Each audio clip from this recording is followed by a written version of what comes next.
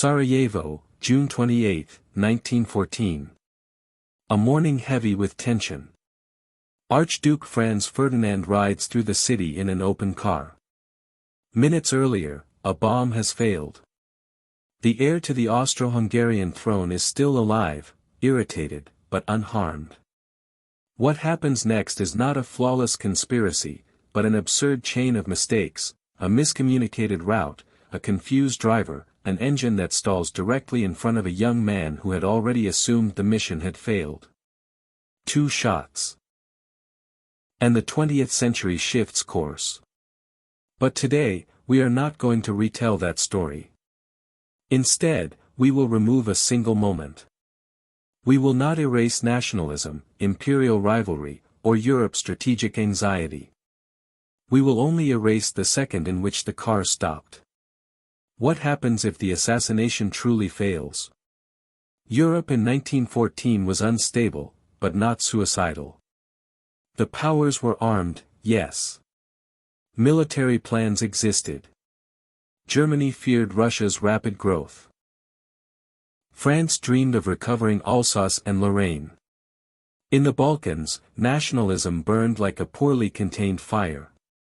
But wanting a war and being willing to launch one under any circumstances are not the same thing.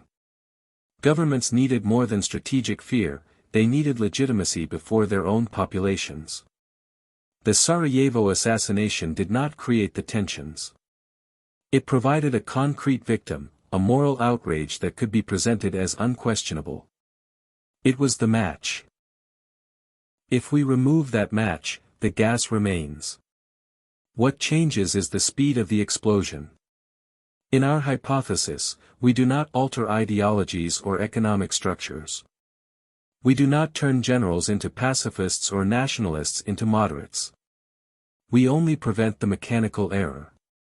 The car does not stop. Franz Ferdinand returns to Vienna. The tensions continue. Serbia remains a problem.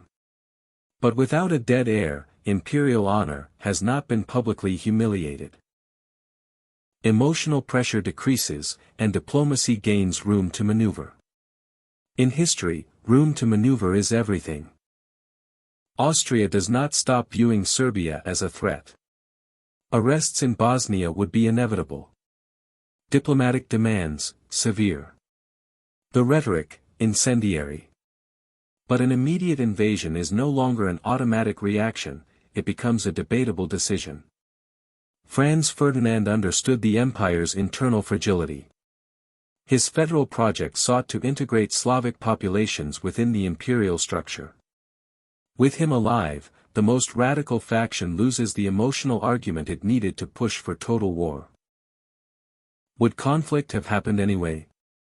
Possibly. The Balkans were unstable.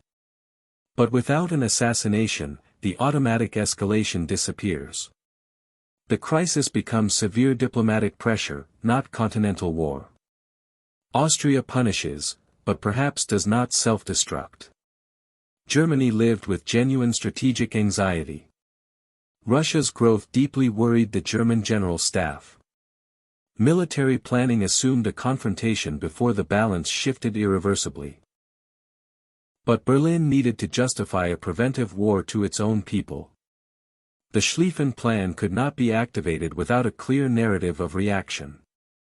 Without Sarajevo, Germany loses the opportunity to present the conflict as inevitable.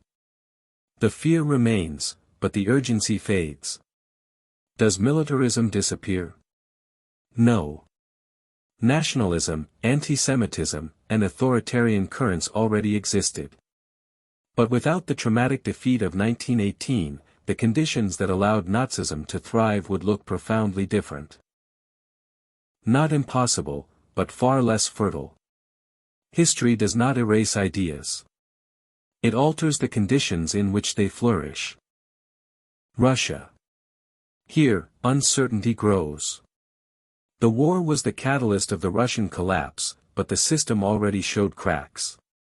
The revolution of 1905 had exposed the fragility of the Tsarist regime. Industrialization was rapid, but uneven. Social tensions were real. Without millions of casualties and without military collapse, it is difficult to imagine a revolution in 1917 as we know it. But that does not guarantee lasting stability. Russia might have evolved slowly toward a constitutional monarchy. Or a later crisis might have triggered a different revolution under different circumstances. The difference lies not in whether change occurs, but in its pace, and in its violence.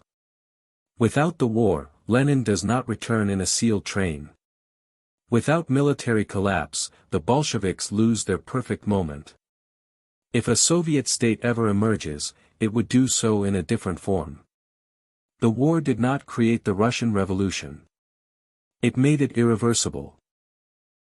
France still longs to reverse the humiliation of 1871, but it will not act alone. It needs alliances and legitimacy. Britain had no intention of dying for Serbia.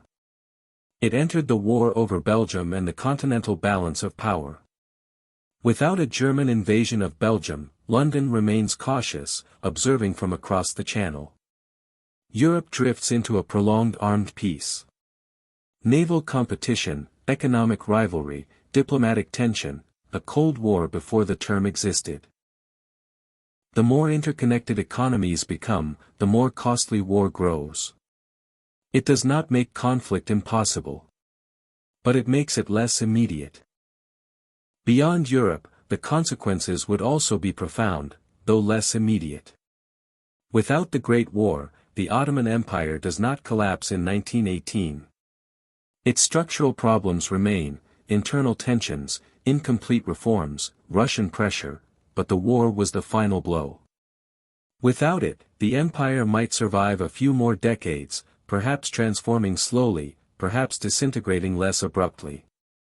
The Middle East would not look the way it does today. And the United States? The United States would continue rising. It was already an industrial powerhouse. But without Europe's financial suicide, American dominance would likely emerge more gradually. The dollar might still replace the pound, but not as quickly, and not under the moral aura of having saved the continent. The 20th century would still change. It would simply change at a different speed. It is tempting to imagine a world without trenches, without industrial genocide, without nuclear weapons. But a Europe that does not destroy itself in 1914 is also a Europe where colonial empires endure longer, and where social reforms may arrive more slowly. Suffering does not disappear. It changes form. A car that does not stall does not save the world. It only alters its trajectory. And that reminds us of something uncomfortable: history is not an inevitable force, but neither is it a fragile machine that can be rewritten by moving a single piece. Sometimes, an engine that does not fail does not prevent the storm. It only postpones it.